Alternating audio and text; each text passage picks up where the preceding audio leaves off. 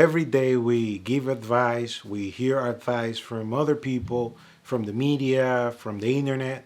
And the thing is that if you think about it, a piece of advice, an advice is nothing more than a prediction of the future, a foretelling of what's going to happen in the future if you and I follow a particular course of action. The thing is that in order for advice or an advisor to be good, that person or entity needs to be capable of predicting very accurately what's going to happen in the future if you follow a particular action. Now, if that is the case, then the person or entity giving the advice needs to be capable of seeing the future in every possible scenario and then determining what the best course of action is.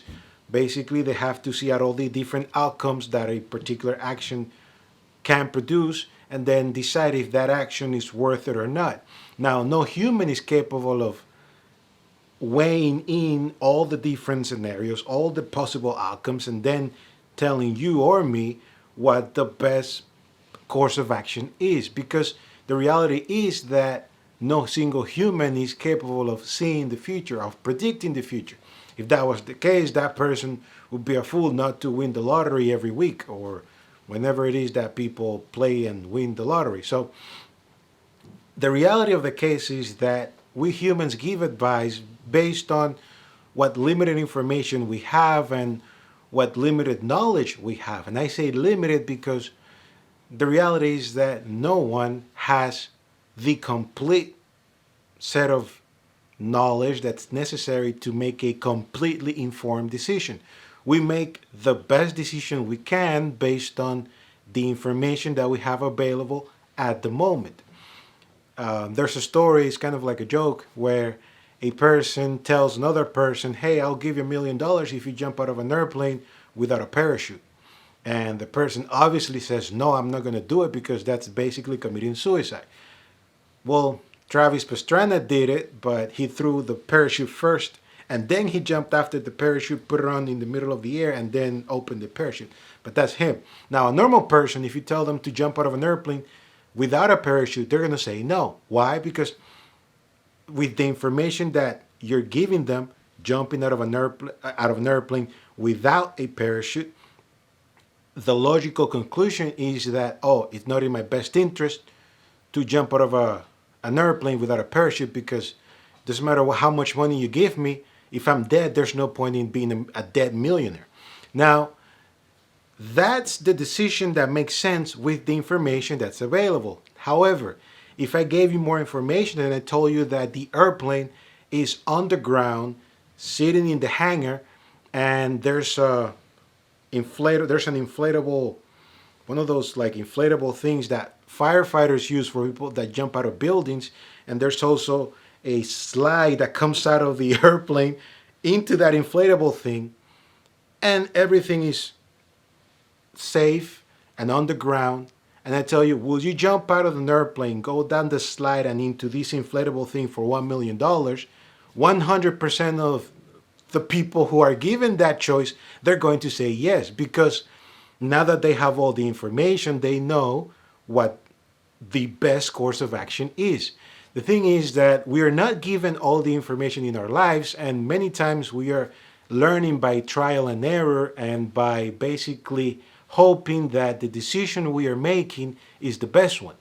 We take advice, but at the same time, we cannot fully trust the advice we are given because we doubt not only ourselves sometimes, but also the people giving us advice. Now, that is the reality we face as human beings. Now, the thing is that God is not limited by the information or by the time and space like we are. The truth of the matter is that if you look at the Bible and the biblical narrative, you find that from the beginning of time, God knew exactly what was going to happen, and He has always been telling humans what to do to avoid all the bad and suffering and evil that it's prevalent in our world. If you look at Genesis chapter 2, you find that as soon as Adam and Eve are given the Garden of Eden, God tells them, you're able to eat out of every single tree here, but stay away from the tree of good and evil, because if you eat from that tree, you will die. That's the very first piece of advice that God gives them in the Bible. The thing is that they don't go along with God's advice, and as a result, they decide to eat from the tree. They believe the advice that the serpent gives them, and the result of that decision is that death, suffering, and misery found its way into our world. And as a result, today everyone has experienced death, whether in their family or in their extended family, and it has become even a commonplace occurrence in our world. However, that was not God's intention, that was not God's plan. But now that we are in this reality, you find that the Bible doesn't stop in Genesis chapter 3. The fact is that the whole Bible after that is nothing more than a record of God giving humans advice in basically the best possible way He can to help them avoid the misery that comes from living a life blindly. He tells people in Exodus 20 not to lie, not to steal, not to commit adultery, not to basically follow their passions, because the result of those actions are going to be the pain and the suffering that you find in a family where the children suffer the divorce, and the society finds itself with single mothers and parents that are separated, and kids that are needing a father figure, or that they are even missing a mother figure because the mom's working all the time. When from the beginning, God says basically that, hey, if you follow these advices, if you follow this path, the outcome will be positive. If you look at Joshua chapter 1 verse 8, God basically says that, hey, if you follow my advice, if you follow what I'm teaching you in the Bible, your life will be a pretty good life. Yes, there are going to be difficulties, but then in verse 9, he says that I am with you, and basically I will strengthen you. So ultimately, going back to the beginning, the person that gives advice has to be capable of predicting with very good accuracy what's going to happen in the future. Now, how do I know if God is capable of predicting the future? How can I trust his advice if maybe I'm not sure that he can predict the future? Well, in the Bible, there's a book called Daniel, and in Daniel chapter 8, there's an interesting story.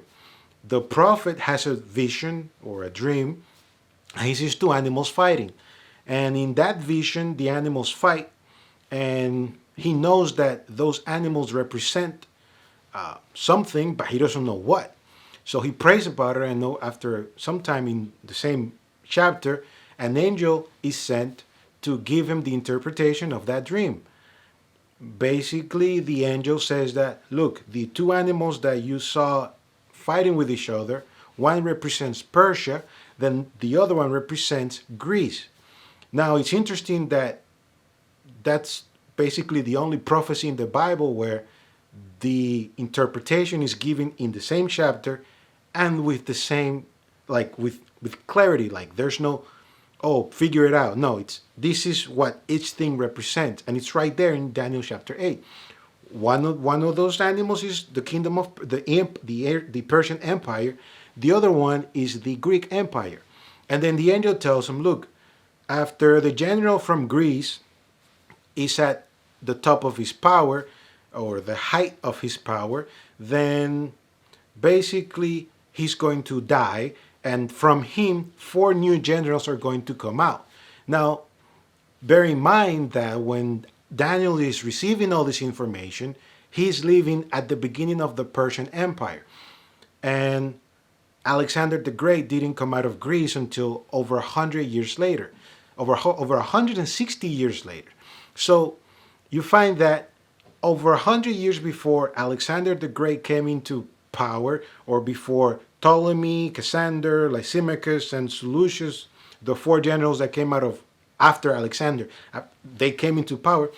Long before all of that happened, God is already telling Daniel, look, this is what's going to happen, in the future, and this is going to happen with the Persian Empire, this is going to happen with the Greek Empire, and I'm letting you know ahead of time.